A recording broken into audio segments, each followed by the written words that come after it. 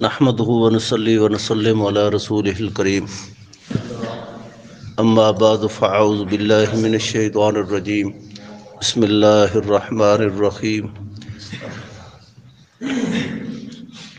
الحمد لله رب العالمين الرحمن الرحيم مالك يوم الدين إياك نعبد وإياك نستعين اهدنا الصراط المستقيم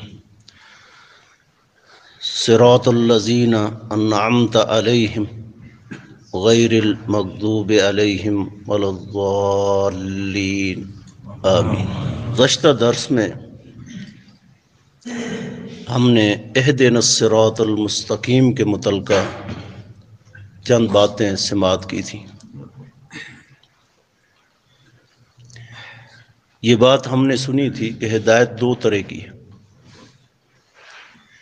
ایک ہدایت بمعنی رہنمائی، دلالت، بیان، اور دوسرا ہدایت بمعنی توفیق۔ اہدنا الصراط المستقیم کا معنی یہ ہے،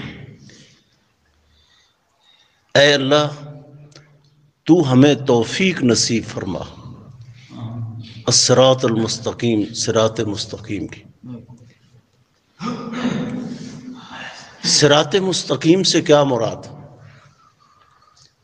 اس کے فضائل، مناقب اور اس کے متعلقہ چند احکامات ہم نے سماعت کی۔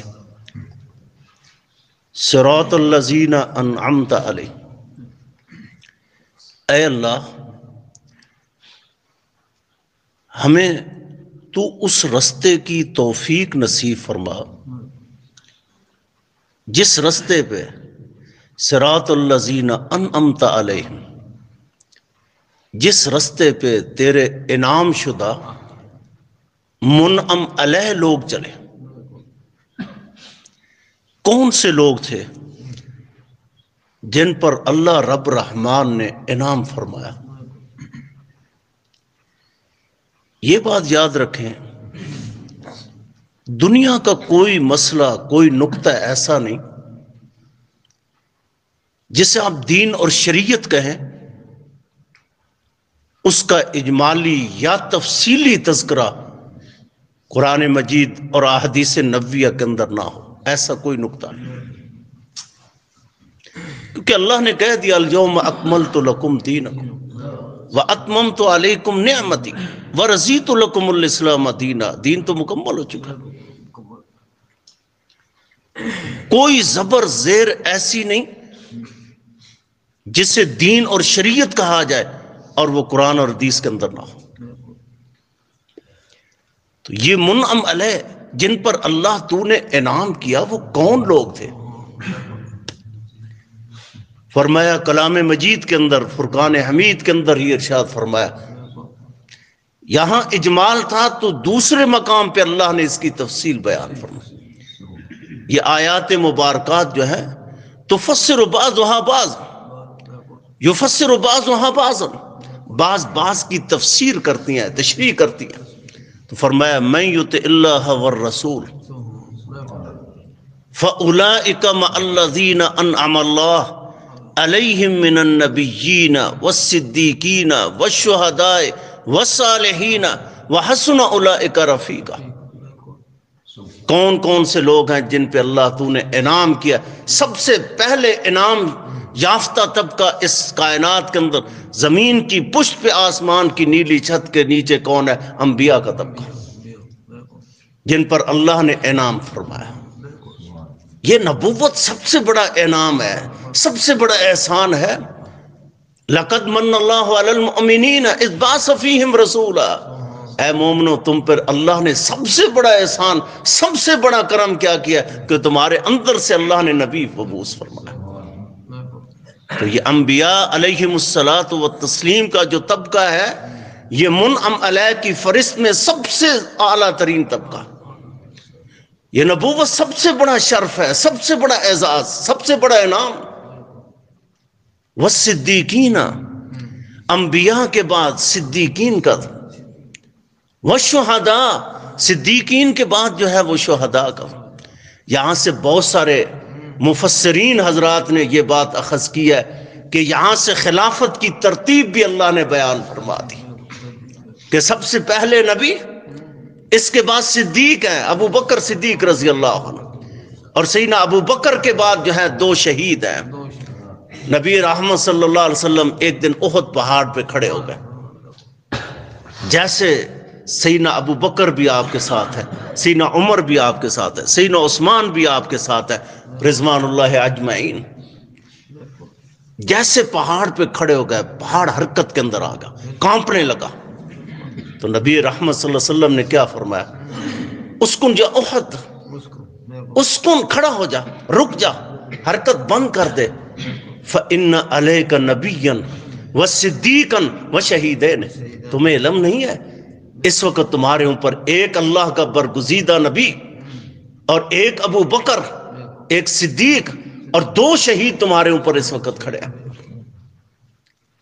اللہ رب العزت نے اس آیت مبارکہ کے اندر خلافت کی ترتیب بھی اسی طرح واضح فرما دی۔ سب سے پہلے انبیاء کے بعد نبی رحمت صلی اللہ علیہ وسلم کے بعد سب سے پہلا نمبر کس کا ہے؟ ابو بکر صدیق رضی اللہ عنہ۔ قرآن بھی یہی کہہ رہا ہے اور صحیح بخاری بھی یہی کہتی ہے۔ آج لوگ اعتراض کرتے ہیں فلاں سیدنا علی رضی اللہ تعالی عنہ جو ہے وہ خلیفہ بلا فصل تھے، یہ تو قرآن کہہ رہا ہے اور نبی کی حدیث بھی یہی کہہ رہی ہے اور سیدنا علی بھی یہی کہہ رہے ہیں۔ قرآن بھی کہہ رہا ہے کہ نبی کے بعد صدیق ہے، صحیح بخاری بھی کہہ رہی ہے قرآن کے بعد، قرآن کے اندر جو اللہ نے بیان فرمایا نبی کے بعد وہی صدیق ہے۔ اور سیدنا علی اہل بیت کے سرتاج بھی کیا کہہ رہے ہیں کہ نبی کے بعد صدیق کا نمبر ہے۔ بیٹے نے پوچھا، صحیح بخاری کی حدیث ہے، ایک دن اپنے باپ سیدنا علی مرتضیٰ رضی اللہ عنہ سے پوچھا کہ بابا یہ بتائیں کہ انبیاء کے بعد سب سے افضل ترین انسان کون ہے؟ سب سے افضل ترین انسان کون ہے؟ فرمایا ابو بکر۔ بیٹے نے دوسرا پوچھا ثم من، اس کے بعد کون؟ کہا عمر۔ بیٹے نے سمجھا کہ شاید اس کے بعد کسی اور کا نام نہ لے لیں، میں سوال تھوڑا سا تبدیل کر دیتا ہوں، زاویہ سوال تبدیل کیا، کہا اس کے بعد تو ابا آپ ہوں گے، کہا پھر بھی تیرا باپ نہیں ہے۔ تو قرآن بھی یہ ترتیب بتا رہا ہے اور حدیث بھی یہی ترتیب بتا رہی ہے اور اہل بیت کا منہج اور عقیدہ بھی یہی ہے۔ تو سب سے پہلے کلام مجید کے اندر اللہ نے کیا کہا؟ من یطع اللہ والرسول، اللہ اور اس کے رسول کی اطاعت کے اندر سب سے برگزیدہ طبقہ کون ہے؟ فَأُولَئِكَ مَعَ الَّذِينَ أَنْعَمَ اللَّهُ، یہی وہ لوگ ہیں جو قیامت کے دن جو اللہ اور اس کے رسول کی اطاعت کرنے والے قیامت کے دن سب سے پہلے کس کے ساتھ ہوں گے؟ نبیوں کے ساتھ کھڑے ہوں گے، صدیقین کے ساتھ کھڑے ہوں گے، شہداء کے ساتھ کھڑے ہوں گے، اور شہداء کے بعد جو ہیں صالحین۔ صالحین سے مراد کون ہے؟ صحابہ کے بعد جو ہیں تابعین ہے، تابعین سے مراد جو ہیں ثقہ تبع تابعین ہے، ثقہ ائمہ محدثین ہے، سلف صالحین ہے، یہ سلف۔ وحسن اولئک رفیقا، اس سے بہتر رفاقت کائنات کے اندر کس کو مل سکتی ہے کہ جب انسان قیامت کے دن انبیاء کے ساتھ ہو، صدیقین کے ساتھ ہو، شہداء صالحین کے ساتھ کھڑا ہو؟ اس سے بڑی کوئی رفاقت ہے؟ اس سے بڑی کوئی دوستی ہے؟ دعا کیا کریں اپنے اللہ سے، اللہ قیامت کے دن ہمیں بھی نبیوں کا ساتھ نصیب فرما، اور انبیاء میں سے بھی حضرت محمد رسول اللہ صلی اللہ علیہ وسلم کے پڑوسی ہونے کا اور ہمسایہ ہونے کا میرے اللہ ہمیں شرف نصیب فرما دے۔ یہ قرآن کی یہ جو آیت مبارکہ ہے ہم ہر رکعت کے اندر پڑھتے ہیں، صراط الذین انعمت علیہم، اللہ جو انعام یافتہ لوگ ہیں، منعم علیہ ہیں، اللہ ان کا رستہ دکھا نا، وہ کون سا رستہ ہے؟ وہ تو اللہ کے اور اس کے رسول کا رستہ، من یطع اللہ والرسول، اللہ اور اس کے رسول کی اطاعت کرو۔ من المہاجرین والانصار والذین اتبعوہم باحسان رضی اللہ عنہم ورضوا عنہ، مہاجرین اور انصار کا طبقہ جو ہے یہ منعم علیہ طبقہ ہے۔ والذین اتبعوہم باحسان، اور قیامت تک آنے والے لوگوں میں سے جو ان کی اتباع اور پیروی کریں گے رضی اللہ عنہم ورضوا عنہ، اللہ ان سے بھی راضی ہو چکا ہے، وہ اپنے اللہ سے راضی ہو چکے ہیں۔ آج زمین کی پشت پہ کبھی تحقیق کر کے تو دیکھیں نا کہ انبیاء کے نقش قدم پہ چلنے والا، صحابہ کے نقش قدم پہ چلنے والا، سلف صالحین کے منہج کو اپنانے والا، ان کے عقائد کا پیروکار آج زمین کی پشت پر کون ہے؟ کبھی تلاش کر کے دیکھیں۔ کوئی کسی کے سامنے سر جھکا رہا ہے، کوئی کسی امتی کے پیچھے جا رہا ہے، کوئی کسی کی تقلید کر رہا ہے، کوئی کسی کی تقلید کر رہا ہے، کوئی کسی کی تقلید کر رہا ہے۔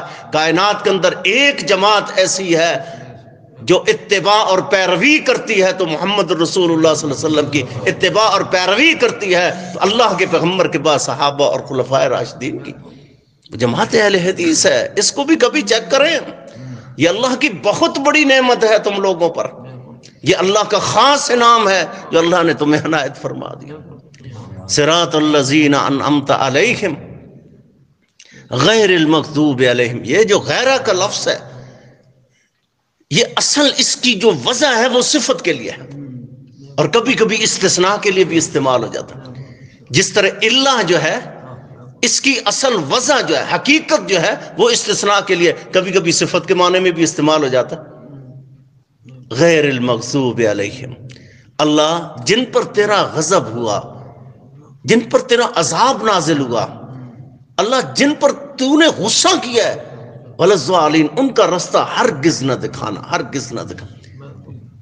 امام عبد الرحمن بن ابی حاتم رحمہ اللہ، یہ نام بڑا اہمیت کا حامل ہے، اس لیے کہ باپ بھی وقت کا محدث اور بیٹا جو ہے وہ بھی وقت کا محدث، جس کی 2 نسلیں ہی محدثین ہوں، کیسا عمدہ خاندان، کیسے عظیم لوگ ہوں گے جس کا باپ بھی محدث ہے اور بیٹا بھی محدث ہے۔ کتنے شرف کی بات ہے۔ میں نے ایک تفسیر لکھی، تفسیر ابن ابی حاتم کے نام سے مشہور ہے، صحیح سند کے ساتھ، صحابی رسول سے مروی ہے، بلکہ امام ابن ابی حاتم رحمہ اللہ نے اس تفسیر ابن ابی حاتم کے اندر تو اجماع اور اتفاق ذکر کیا ہے ائمہ محدثین اور مفسرین کا کہ مغضوب علیہم سے مراد یہ یہودی ہے۔ اللہ یہودیوں کا رستہ کبھی نہ دکھانا، ان کے رستے پہ کبھی نہ چلانا۔ کیوں نہ چلانا؟ کبھی ہم نے یہ بھی سوچا مسلمانوں کا سب سے بڑا دشمن اگر کوئی کائنات کے اندر ہے یہ یہودی ہے، جیسا کہ قرآن کے اندر موجود کئی آیات مبارکات ہیں۔ رسول اللہ صلی اللہ علیہ وسلم نے فرمایا کیوں نہیں رستہ دکھانا؟ آئیے ایک وجہ بتاتا ہوں۔ صحیح بخاری کے اندر حدیث آتی ہے، دیگر بہت ساری کتابوں، سنن ابی داؤد کے اندر آتی ہے، مسند احمد کے اندر آتی ہے، مختلف الفاظ کے ساتھ۔ رسول اللہ صلی اللہ علیہ وسلم کیا فرمایا؟ لعن اللہ اليہود والنصارى اتخذوا قبور انبیائہم مساجدا۔ اللہ ان کا رستہ کبھی نہ دکھانا، کبھی توفیق نہ دینا، کبھی اس رستے پہ نہ چلانا۔ کیوں؟ اس لیے کہ اللہ لعنت فرماتا ہے ان یہودیوں اور عیسائیوں پر، اتخذوا قبور انبیائہم مساجد۔ لعنت کا سبب کیا ہے؟ کیوں میرے اللہ کی طرف سے ان پہ لعنت برستی ہے؟ کیوں پھٹکار برستی ہے؟ اس کا ایک سبب یہ ہے انہوں نے انبیاء کی قبروں کو سجدہ گاہ بنا دیا، انبیاء کی قبروں کو مسجدیں بنا دیا۔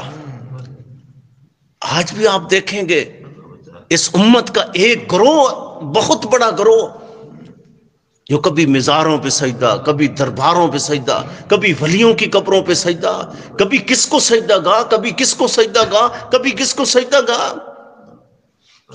اللہ کے بندو، ہر رکعت کے اندر رہا، یہ ہر نماز کے اندر یہ پڑھتے ہو صراط الذین انعمت علیہم غیر المغضوب علیہم۔ اللہ ان غضب شدہ لوگوں کا رستہ نہ دکھانا جن پر تمہارا اللہ تیری طرف سے پھٹکار برستی، لعنتیں برستی رہی، اللہ ان کا رستہ نہ دکھانا، اور جبکہ ان کے نقش قدم پہ چل رہے ہو۔